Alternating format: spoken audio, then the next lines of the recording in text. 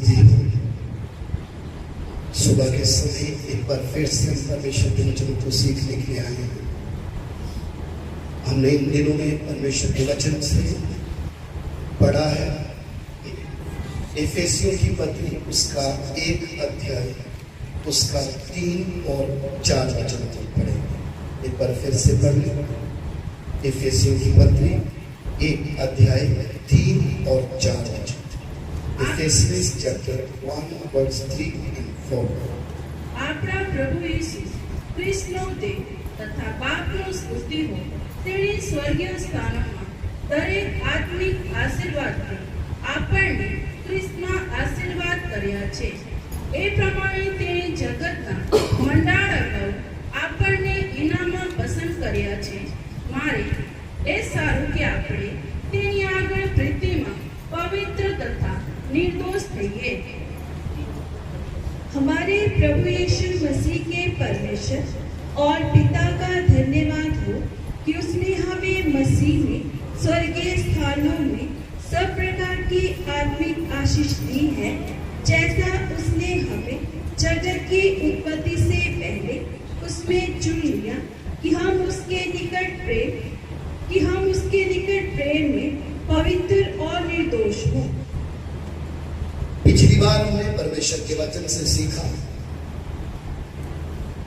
पिता परमेश्वर का धन्यवाद हो जिसने मसीह यीशु में हमें स्वर्गीय स्थानों में बिठाकर वो उन सारी आत्मिक आशीषों को दे दिया है। और उसको हमने जब पढ़ा, हमारे जीवन की सबसे बड़ी आत्मिक आशीष उसने हमें जगत की उत्पत्ति से पहले क्या कर लिया, चुन लिया। हमारे जीवन की आशीष, आत्मिक आशीष का हमें किसी मनुष्य ने नहीं, सर्वशक्तिमान परमेश्वर ने चुन लिया। और जब हम इस आत्मिक आशीष के बारे में सोचते हैं, प्रभु मैं तो पाप में पड़ा हुआ व्यक्ति था, मेरा कैरेक्टर सही नहीं था, मेरा जीवन सही नहीं था, लोग मुझे अच्छे इंसान की तरह भी देखते नहीं थे, तुझे सब कुछ मालूम था, तो भी तूने मुझे क्या कर लिया, चुन लिया। इसलिए प्रभु यीशु ने अपने चेलों को बोला, तुमने मुझे नहीं परंतु मैंने तुम्हें क्या किया।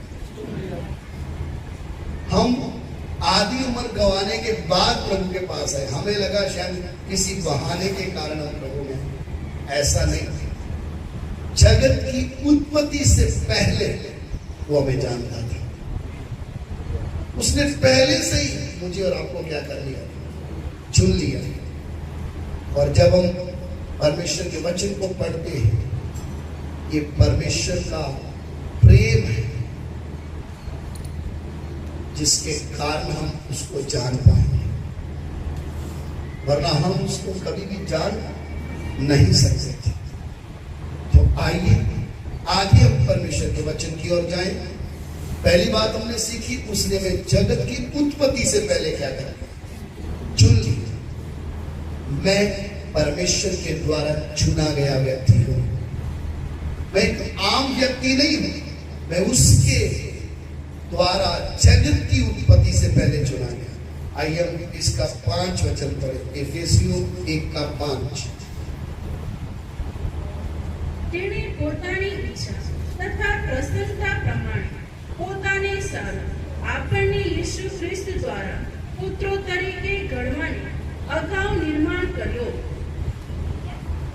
और अपनी इच्छा के भले अभिप्राय के अनुसार हमें अपने लिए पहले से ठहराया कि यीशु मसीह के द्वारा हम उसके लेपालक पुत्र हों। लेपालक पुत्र हो, इसके लिए गुजराती शब्द सही नहीं आया। लेपालक पुत्र के लिए गुजराती शब्द नहीं है। इंग्लिश में क्या है?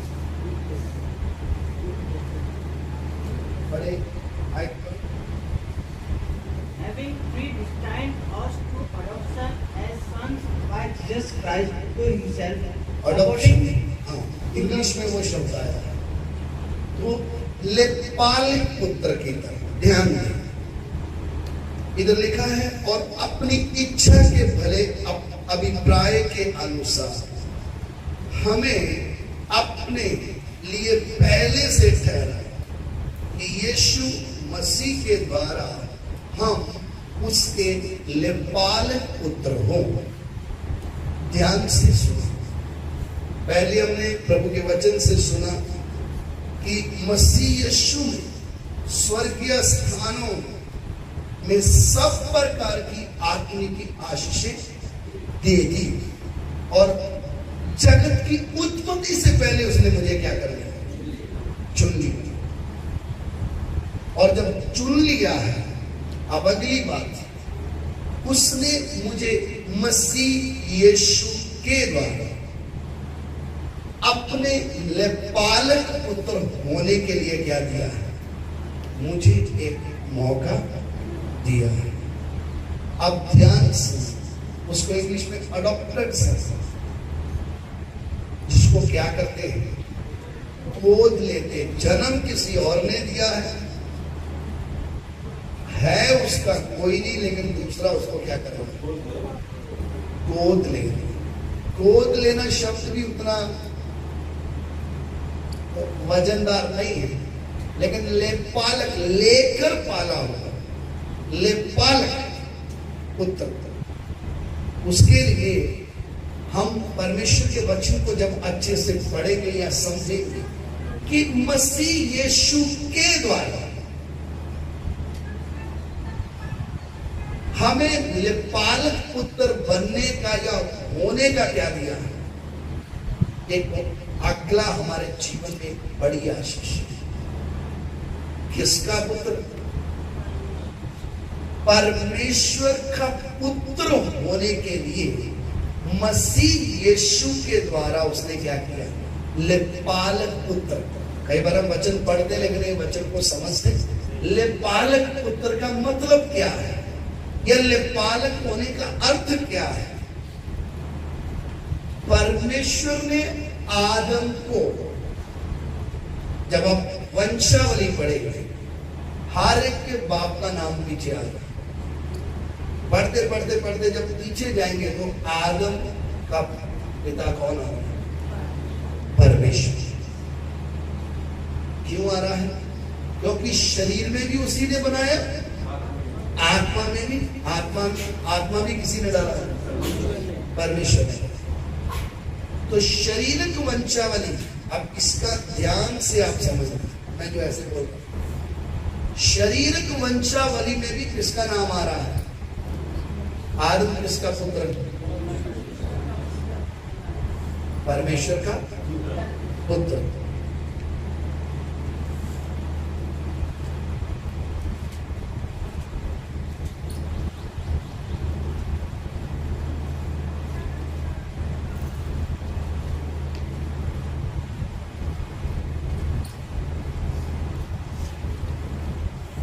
उसके लिए लूका 3 अध्याय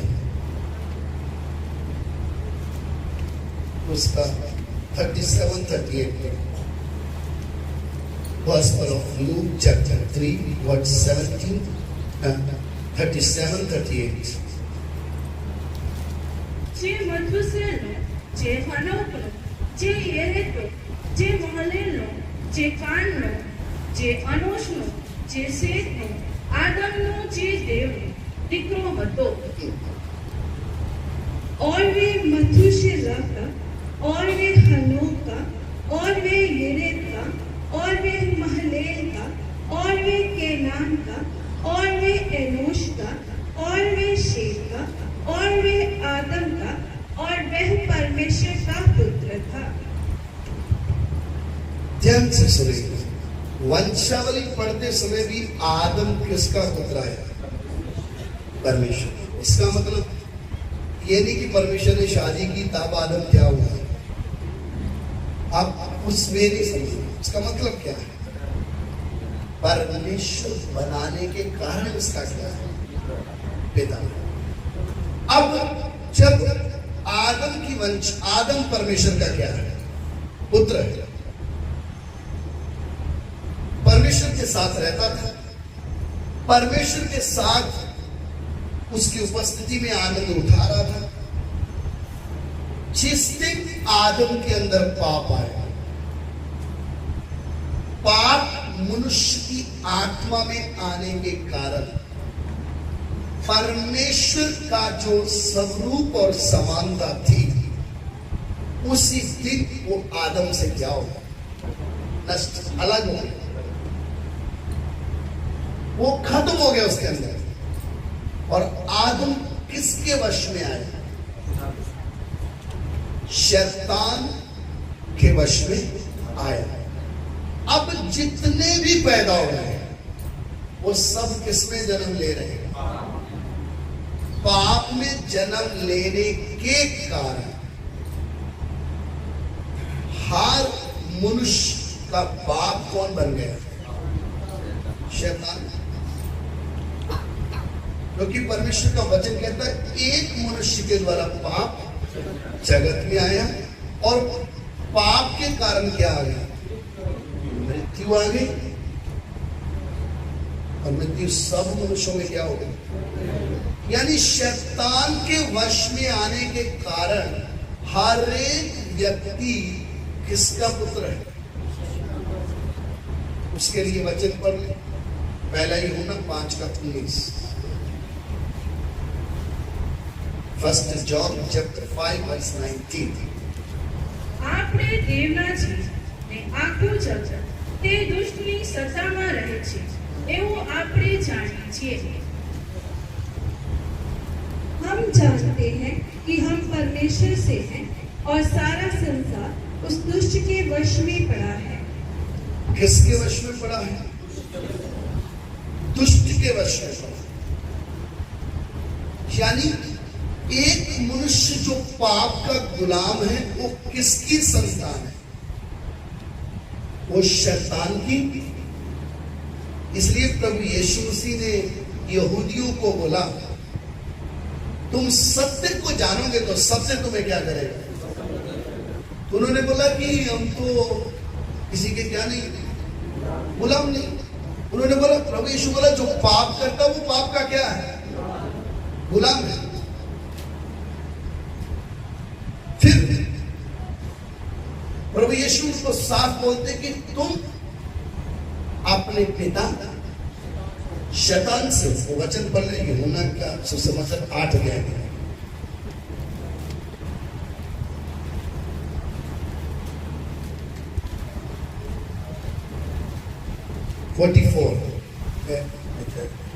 जॉन चैप्टर 8 वर्स 44, यूहन्ना 8:44।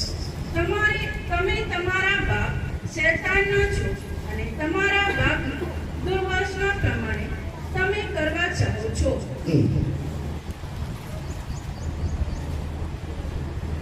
तुम अपने पिता शैतान से हो और अपने पिता की लालसाओं को पूरा करना चाहते हो। बस, तुम अपने पिता शैतान से, इसलिए उसकी लालसाओं को क्या करना चाहते हो?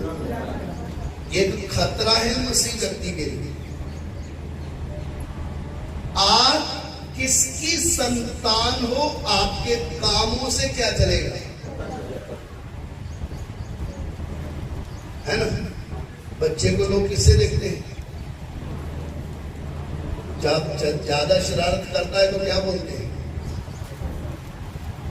किसका नाम आता है? माँ का आता है, बाप का आता है? अगर ये 10 झूठ बोलता है तो लोग आइडिया लगाते हैं इसका बाप ही क्या बोलता है। समझ में आ रहा है? अगर बच्चे की बुद्धि थोड़ा मोटी है तो क्या आइडिया लगता है? उसका बाप भी ऐसा ही होता है। अब जाके थोड़ा क्या ही होगा, यानी उंगली उठती है। अब वचन भी कहता है, प्रभु यीशु कहते हैं, तुम अपने पिता शैतान से हो, तुम उसकी लालसाओं को क्या करना चाहते हो? अब शैतान की संतान आई किधर से? जिसने पाप में जन्म लिया वो किसकी संतान है? बात समझ में आए? संतान तो एक ही चल रही थी, शुरू तो किधर से हुआ था? परमेश्वर ने किसको बनाया? आदम को। लेकिन आदम के अंदर पाप आने के कारण अगली जितनी भी पीढ़ियां पैदा हुई वो सब किसमें पैदा हुई? पाप में पैदा होने के कारण शैतान उनका क्या है? पिता। समझ में आए? उसके लिए मैं उदाहरण देना चाहता हूं, अगर आपको समझ में आए तो।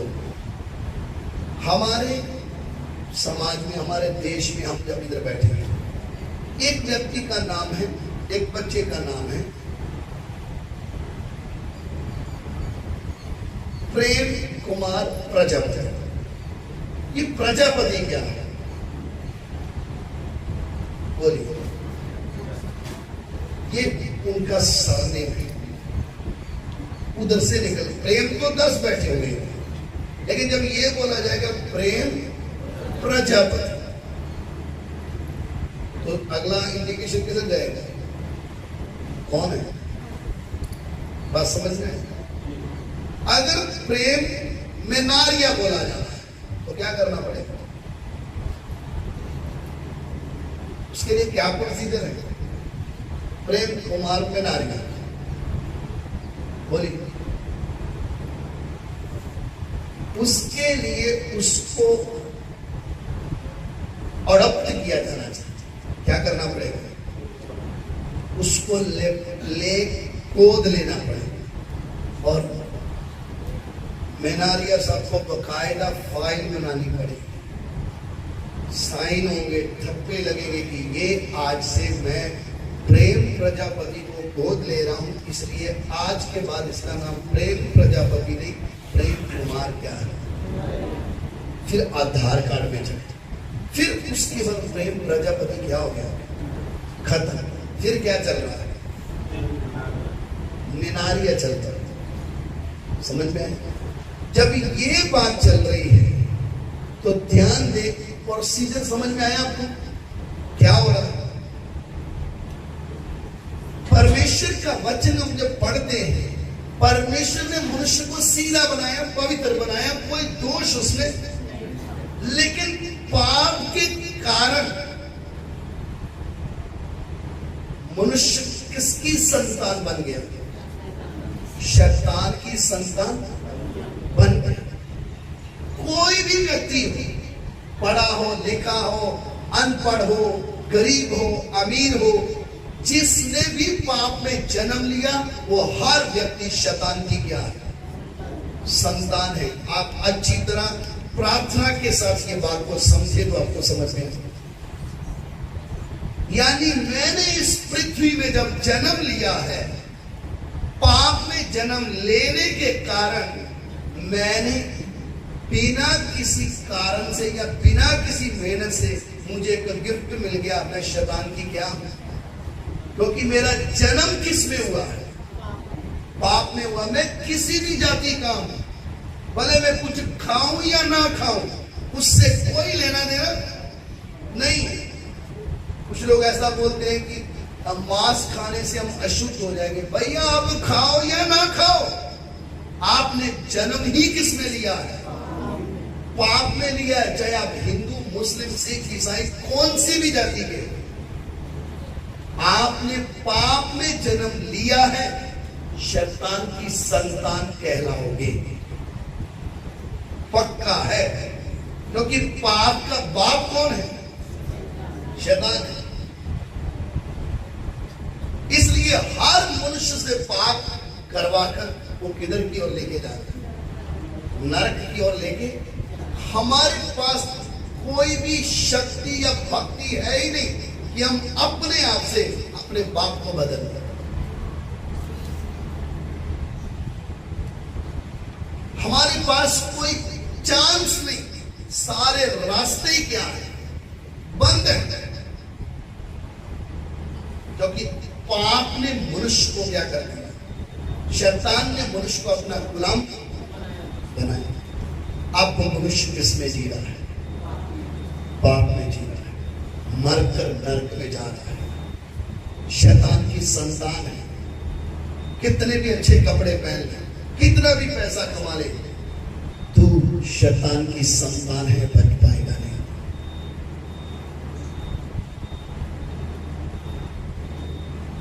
समझ में आया? जब एक व्यक्ति को यह समझ में आ गया मैं शैतान के वश हूं, मैं शैतान की गुलामी हूं, शैतान की संतान बन गया। अब अच्छी तरह ध्यान दे, हमारे लिए आत्मिक आशीष क्या है? हमें हमारे लिए तो कोई पूछना ही नहीं है। शैतान की संतान है, पाप में जन्म लिया है, इसलिए हमारी आत्मा ने एक दिन किधर जाना है। इसके अलावा अब और कोई मार्ग है? तब हमारे लिए एक बड़ी आत्मिक आशीष क्या है? सर्वशक्तिमान परमेश्वर ने अपने पुत्र को इस दुनिया में क्या किया है? भेजा है। क्यों भेजा है? वो आकर हमारे पाप की कीमत को क्या करे? चुकाए। और पाप की कीमत चुकाने के कारण हम सब के पाप का जो बोझ था वो अपने ऊपर उठाए, और उठाने के बाद सारी मनुष्य जाति को उस शैतान के वश से छूटने का क्या मिल जाए? मौका मिल जाए। और उसने आकर शैतान को फ्री में नहीं बोला कि तू मेरे बच्चों को क्या कर दे। उसने आकर जो कीमत चाहिए थी वो कीमत अदा की। वो कीमत देने के कारण हमारे ऊपर जो शैतान का हक था वो क्या हो गया? वो खत्म हो गया। ध्यान से समझे, परमेश्वर का वचन क्या कहता है कि उसने हमें अंधकार के वश से क्या दिया है? अपने प्रिय पुत्र के राज्य में क्या किया? प्रवेश। क्यों? क्योंकि बिना हम प्रभु यीशु मसीह के वचनों को जब हम पढ़ते, प्रभु यीशु के पास एक निकोदेमुस करके एक व्यक्ति है। वो आकर कहता है, हे गुरु, मैं ये जानता हूं कि जो तू काम कर रहा है, अगर परमेश्वर तेरे साथ ना हो तो तू क्या नहीं कर सकता? ये काम कर नहीं सकता। तब निकोदेमुस प्रभु यीशु को क्या उत्तर देता है? प्रभु यीशु निकोदेमुस को क्या बोलता है? मैं तुम्हें सच सच कहता हूं, यदि एक मनुष्य नए सिरे से जन्म ना ले वो परमेश्वर के राज्य में प्रवेश नहीं कर सकता। ये बात सुनते ही निकोदेमुस को समझ में आया। अब उसको ये तो समझ में आया कि नए सिरे से क्या लेना है? जन्म लेना है। लेकिन वो क्या सोचने लगा? ये असंभव है कि एक मनुष्य मरकर फिर से कैसे अपने मां की कोख से दोबारा क्या लेगा? ये हो ही नहीं सकता है। ये समझ में आने वाली बात नहीं है। जब हम परमेश्वर के वचन को क्या करते हैं? पढ़ते हैं, समझते हैं। प्रभु यीशु मसीह ने भी उधर एक बात बोली है, यदि तुम्हें सही मार्ग चाहिए, यदि परमेश्वर के साथ का एक रिश्ता जुड़ना है तो एक नया जन्म जरूरी है। समझ में आए? क्योंकि पुराना जन्म जो किससे हुआ है? पाप से, पाप में हुआ, शैतान उसका पिता है, उसको रखकर हम स्वर्ग में प्रवेश कर नहीं सकते। तब हम पापियों को, जो परमेश्वर के पुत्र कभी ना थे और ना कभी बन सकते थे,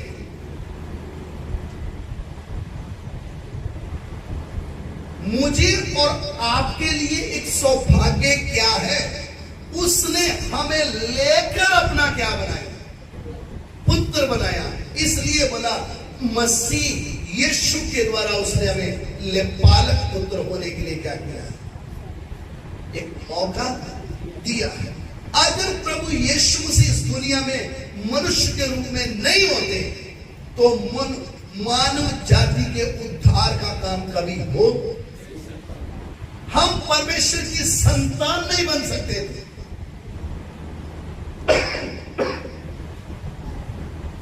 उसने हमें अपना क्या बनाया? पुत्र बनाया। कैसे? शैतान के वश से हमें क्या ले लिया? मोल ले लिया है। क्या लिया है? इसलिए लिख के दे दिया, तुम दाम देकर क्या किए गए हो? मोल लिए गए हो। इसलिए अपनी देह के द्वारा परमेश्वर की क्या करो? सरनेम चेंज हुआ है। पहले सन ऑफ क्या था? शैतान। अभी सन ऑफ क्या है? गॉड। ये एक व्यक्ति के जीवन में अनुभव होना जरूरी है, नहीं तो रिश्ता नहीं बनेगा। उसके लिए मैं आपको एक लाइव उदाहरण बता सकता हूं। मैं इधर एक बच्चे को खड़ा करूंगा और मैं बोलूंगा इधर किसी और व्यक्ति को अपना पापा बोल अच्छे से। उसको हिम्मत ही नहीं आएगी कि मैं ये शब्द, समझ में आया? इधर ट्राई करके देखो। एक लड़के को बोलते हम, दूसरे को तू क्या बोल? पापा बोल पाएंगे? क्यों? क्या नहीं है? और रिश्ता, हम परमेश्वर को अपना पिता बोल ही नहीं सकते थे। हम तो अंधकार में पड़े हुए थे, उसकी संतान कभी हो ही नहीं सकते थे। धन्यवाद हो प्रभु यीशु मसीह का, जिसके द्वारा हमें परमेश्वर के लिपालक पुत्र होने का मौका मिला। उस लिपालक पुत्र का मतलब क्या है? मैं शैतान का गुलाम, पाप का गुलाम, मृत्यु का गुलाम, श्राप के अधीन, परमेश्वर से दूर, आशाहीन उस व्यक्ति को परमेश्वर ने बिना सवाल के क्या कर लिया? अपनाया है। मुझे अपना बेटा बनाया है। ध्यान से समझना, कितनी बड़ी आशीष हमारे जीवन में है कि उसने हमें अपना पुत्र होने का क्या दिया है? एक मौका दिया है कि हम उसको क्या बोल सके? गलातियों की पत्री उसका 4 अध्याय, उसका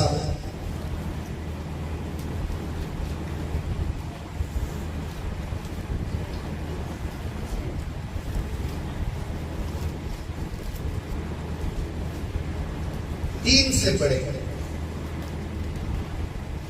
એ પ્રમાણે આપણે પણ જ્યારે બાળક હતા ત્યારે જગતના તત્વોને તાંબે રહીને દાસત્વમાં હતા, પણ સમય પૂરો થયો ત્યારે દેવે સ્ત્રીથી જન્મેલો અને નિયમને આધીન જન્મેલો તેઓ પોતાનો પુત્ર મોકલ્યો, એ હેતુથી કે જેઓ નિયમને આધીન હતા તેઓને તે છોડાવી લે, કે તેથી આપણે તેના પુત્ર તરીકે ગણાઈએ।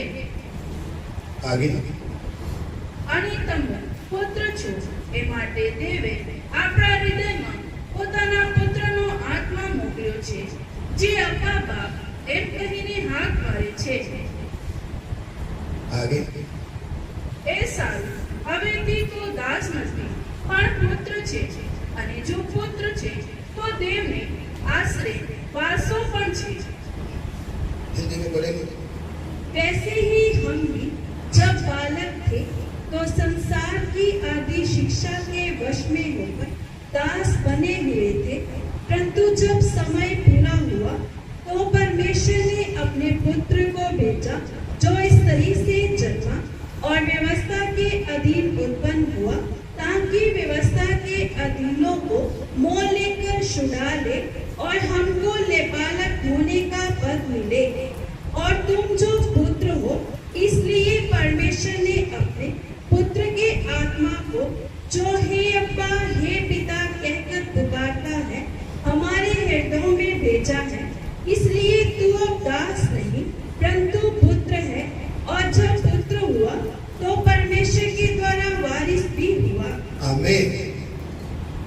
परमेश्वर का वचन इधर लिखा है, जब हम बालक थे, संसार में थे, परमेश्वर को जानते, समय पूरा हुआ। परमेश्वर ने अपने पुत्र को जो स्त्री से क्या किया, और उसने आकर क्या किया है, व्यवस्था के अधीनों को क्या ले लिया, मोह लेकर छुड़ाया है, और हमें लेपालक होने का क्या दिया, वो स्थान दिया है। अब ध्यान से समझे, अंधकार के वश से छुड़ाकर हमें लेपालक पुत्र होने का क्या दिया है,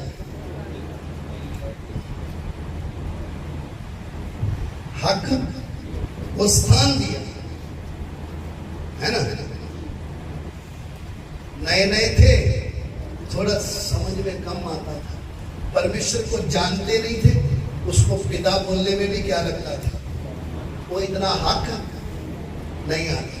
पता है परमेश्वर ने क्या किया हमारे साथ, हमारे अंदर पवित्र आत्मा को भेज दिया, हमारे अंदर उस आत्मा को डालने का, अब हम उसको अब्बा है पिता बोल सकते हैं, पिता कहकर उसको पुकार सकते हैं। वचन आपको समझ में आया? हमें क्या दे दिया, आत्मा दे दिया, अब हम उसको क्या बोल सकते हैं, अब्बा हे पिता करके क्या कर सकते हैं, बोल सकते हैं। अब्बा है पिता है, पुराने नियम का एक वर्ड है, ये आम व्यक्ति कोई बोल, ये वो ही बोल सकता था जो जिसके घर में क्या लिया है। अगर दूसरे ने बोल दिया, जहां तो वो मारा जाएगा, जहां उसको अपनाना है, और अपने घर का क्या बनाना, वारिस बनाना। और हमारी सोच क्या है, हम परमेश्वर की आशीषों को ना जानते हुए हम किधर अटके हुए, प्रभु मेरा घर प्लस्तर हो जाए, प्रभु मेरे पास अच्छा मकान आ जाए, प्रभु मेरी नौकरी अच्छी मिल जाए, प्रभु मेरे को अच्छी गाड़ी मिल जाए। ताकि पहले गाड़ी नहीं थी तो मैं प्रार्थना में टाइम से आता था, अब तूने गाड़ी दे दी, अब ट्रैफिक का बहाना लगा के आराम से निकल। हमारी सोच इस संसार की बातों में अटकी हुई है। आप जब परमेश्वर की आत्मिक आशीषों की गहराई देखोगे, मैं शैतान के राज्य में जन्म लिया, मैं परमेश्वर के पास कभी आ नहीं सकता था, मुझे अपने लहू से मोल लेकर उसने अपना पुत्र करके क्या कर दिया, बनाया है। और शब्दों में नहीं, आत्मा डालकर अब हम हक से बोलते हैं परमेश्वर हमारा क्या है। अब दूसरे को पिता बोलने की हिम्मत क्यों? उसके घर में हमने क्या ले लिया, जन्म ले लिया है। जब उसके घर में जन्म ले लिया, यदि तुम पुत्र हो, अब तुम दास नहीं हो, अब तुम क्या हो, पुत्र, और पुत्र हो तो वारिस भी। समझ में आया? मैं परमेश्वर का पुत्र हूं करके कौन गवाही दे रहा है? बोली, पुत्र बनने के लिए मुझे करना क्या पड़ा? सिर्फ यीशु मसीह के ऊपर उसको ग्रहण करना पड़ा। इसलिए प्रभु यीशु मसीह के द्वारा हमें सारी आत्मिक आशीषें। आपको अभी समझ में नहीं आ रहा परमेश्वर का पुत्र क्या होता है, एक दिन आपको समझ में आएगा। जब अगर आप और मैं उसी हो बन गए, हम पिता के साथ सिंहासन में बैठे, हमारे शब्द से जब सब कुछ होगा, तब आपको समझ में आएगा परमेश्वर के पुत्र की कीमत क्या है। एक छोटे देश का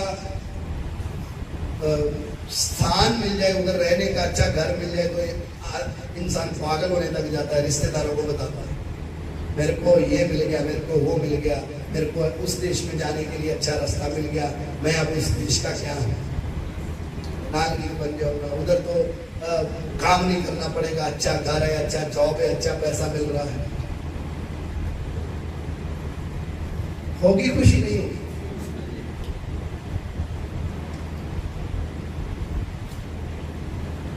वो मनुष्य कभी भी हमको छोड़ सकता है,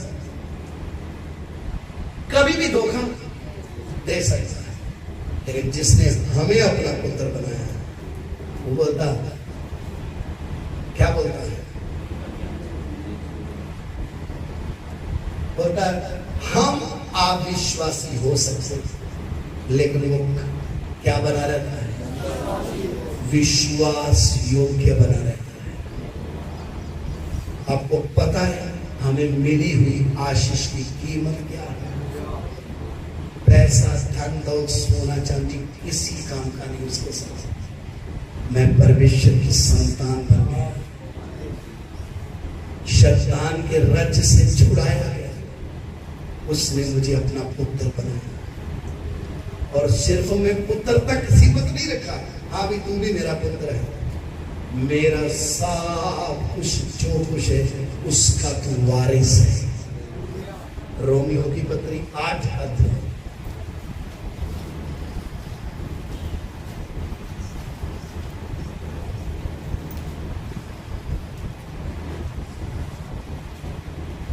15 वचन से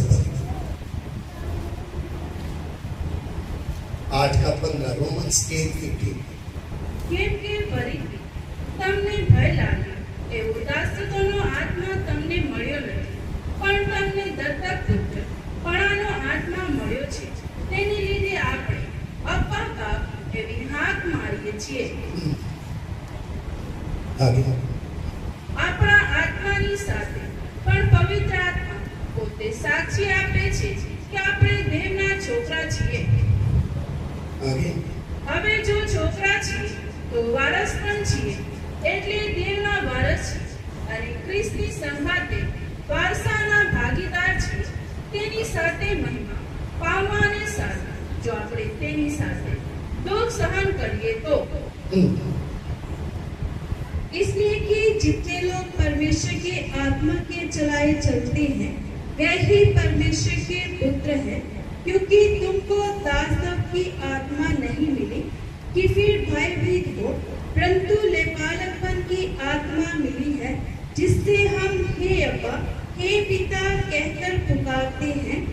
आत्मा आप ही हमारी आत्मा के साथ गवाही देता है कि हम परमेश्वर की संतान हैं, और यदि संतान है तो वारिस भी, वन परमेश्वर के वारिस और मसीह की संगी वारिस है, कि जब हम उसके साथ दुख उठाएं तो उसके साथ महिमा भी पाएं। हालेलुया। बोलता है हमें दासत्व की नहीं, गुलामी का आत्मा नहीं मिला है। गुलामी समझते हैं? जब शैतान के वश में थे तब हम शैतान के क्या थे, इसलिए गुलामी करनी पड़ती थी। अब हम आजाद हैं, स्वतंत्र हो गए। लेपालक होने के लिए क्या मिल गया? वो पुत्र होने का अधिकार। अब आत्मा खुद क्या देता है? ये गवाही देता है कि हम परमेश्वर की क्या है? संतान है। अब जब परमेश्वर की संतान या मैं परमेश्वर का पुत्र बन गया, मेरे में और दूसरों में फर्क होना क्या नहीं? हर चीज में क्या होना है? अन्य जाति भी रो रहा है, कुछ नहीं बनता आज के जमाने में पैसे का कुछ भी। अब परमेश्वर की संतान आकर क्या बोलती है? तू सच कहता है, मेरा भी नहीं कुछ बनता, तू भी भिखारी मैं भी भिखारी, हम दोनों भाई भाई हैं। ध्यान दें, परमेश्वर का पुत्र जिसको उसने बनाया है, वास्तव में आप परमेश्वर के पुत्र बन गए, वो परमेश्वर आपको इस पृथ्वी में कभी अमीर होने नहीं देगा। आप बोलेंगे कौन सा उल्टा पुल्टा वचन बोल? मैं आपको एक भेद की बात बता रहा हूं।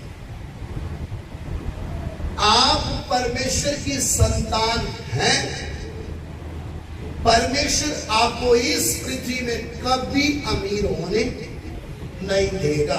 आपकी जरूरतों को पूरा करेगा, लेकिन आपकी ख्वाहिशों को पूरा नहीं करेगा। ये जो हम सोचते हैं ना, हम ये करेंगे, हम वो करेंगे, हम ऐसा कर देंगे, वैसा कर देंगे, ऐसी सोच तो किसकी है? आपके पड़ोसी जो किसको नहीं जानता। आप परमेश्वर की संतान हो, आप इस पृथ्वी के लिए चुने हुए नहीं हो। आप ऑलरेडी पहले से, जिस दिन से परमेश्वर की संतान बन गए, आपके जितना कोई भी अमीर इस दुनिया में है ही नहीं।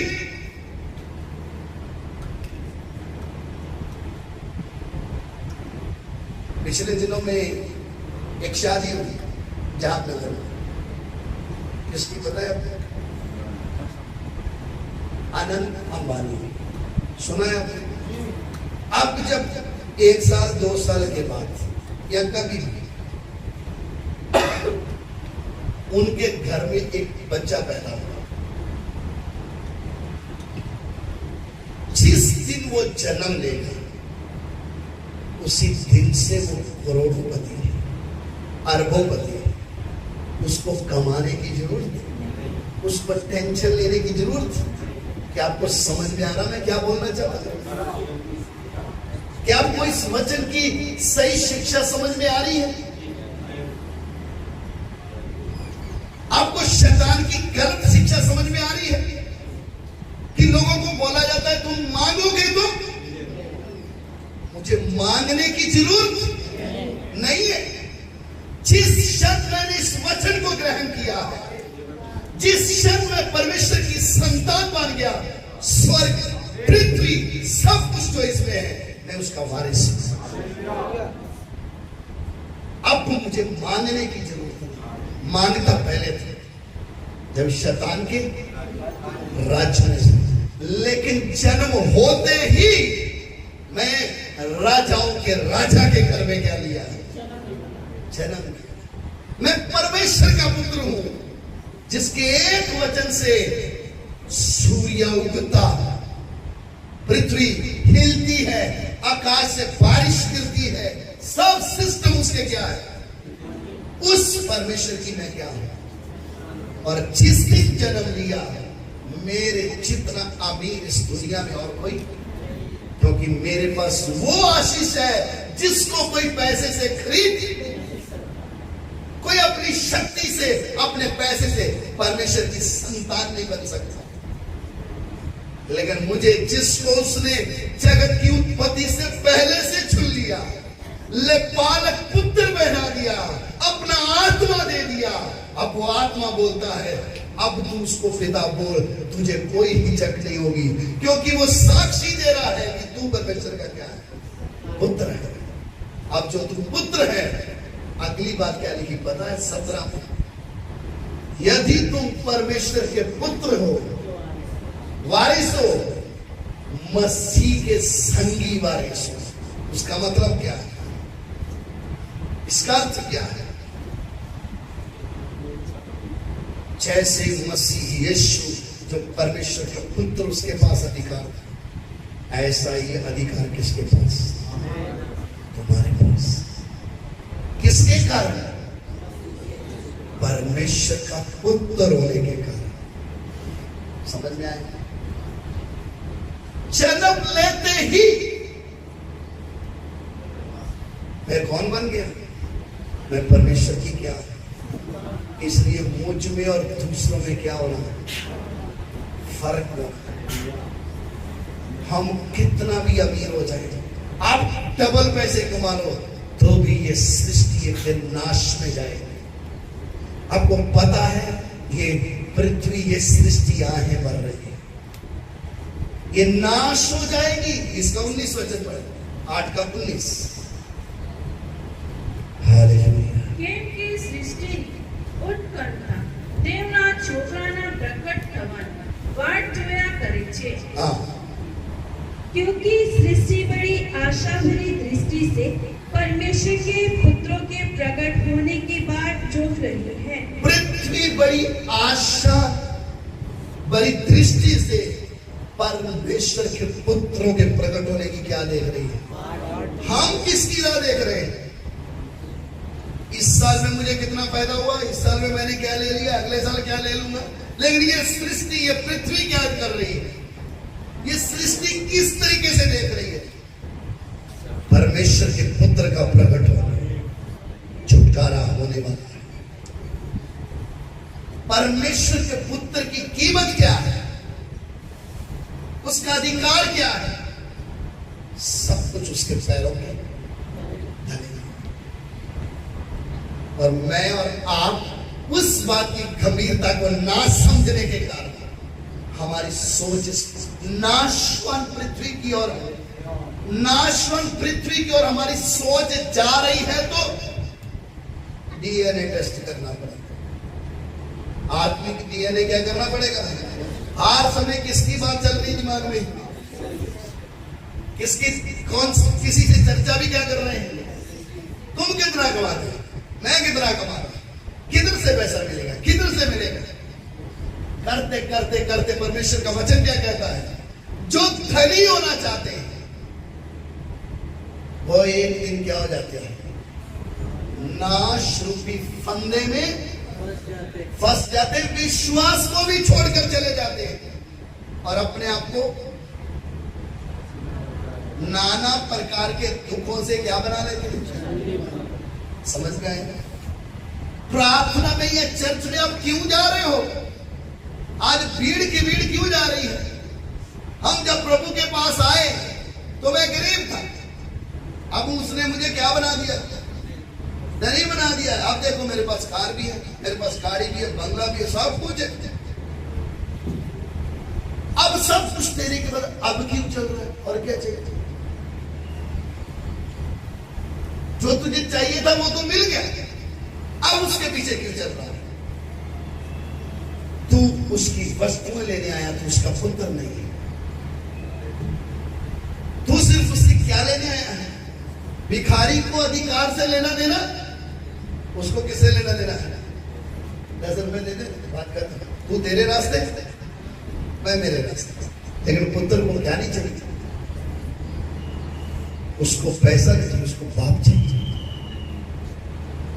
कलीसिया को समझ में आना है, परमेश्वर हमारा एटीएम नहीं है कि हम चौक घिसाएं तभी कुछ ना कुछ निकले।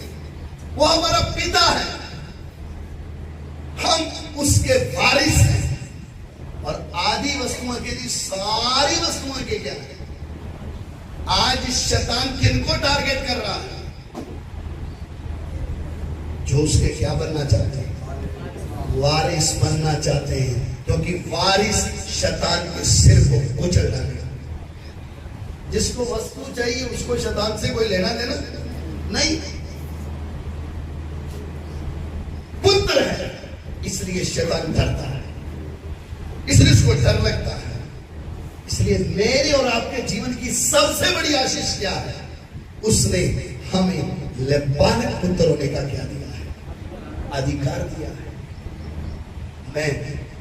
मुझे मांगने की जरूरत नहीं, जन्म लेते ही मैं परमेश्वर की संतान,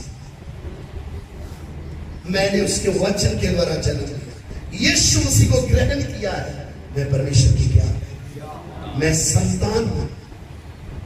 इसलिए दूसरों की तरह मुझे भीख मांगने की जरूरत नहीं। मेरा रहन सहन अलग है, मेरा अधिकारी क्या है अलग है।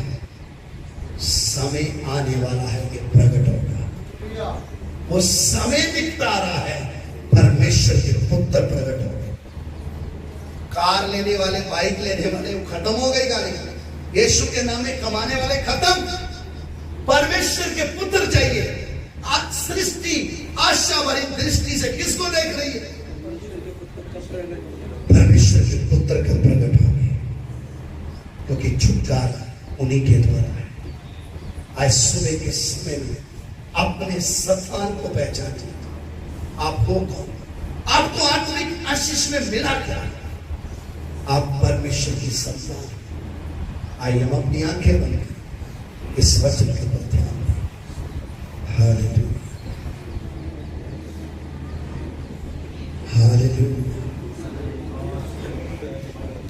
मैं कितनी बार अपने स्थान को नहीं समझ पा रहा, इस संसार की लुभाने वाली बातों के पीछे लग जाता,